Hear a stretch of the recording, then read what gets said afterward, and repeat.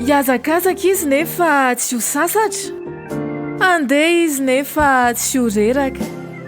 Isaia 7:7. Babo any Babilôna ny zanak'Israely sady hiara-ny fampahoriana mafy sy latsa ka very hevitra tanteraka. Manomboka manontany tena sy mifanontany ny rehetra noho ny fahadisom-panantenana lalina manao hoe tsy hitany tompo akory izay mahazo ahy, lalovan'Andriamanitra fotsiny ny zoko. Tsy miafina amin'Andriamanitra na dia kely akory aza ny zava-misy izany teny rehetra izany ka hoy izy tsy fantatrao sady tsy efa renao va fa ny tompo dia Andriamanitra mandrakizay, izy no namorona ny tany manontolo. Tsy mba reraka izy na sasatra ary tsy misy fetra ny fahalalany.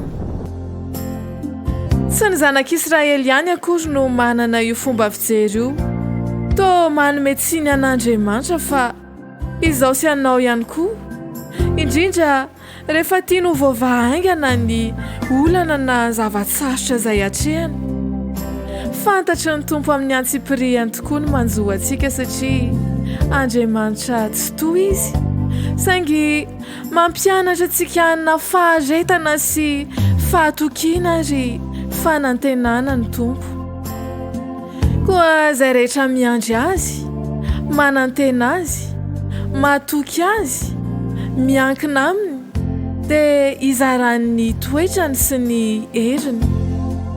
Tsy mba reraka izy na sasatra dia ho tahaka izany koa isika ka hiazakazaka izy nefa tsy ho sasatra, andeha izy nefa tsy ho reraka.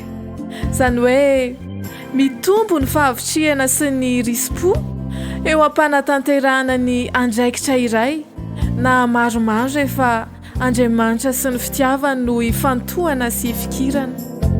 Tompo, misaotra anao satria avozonao indray ny heriko.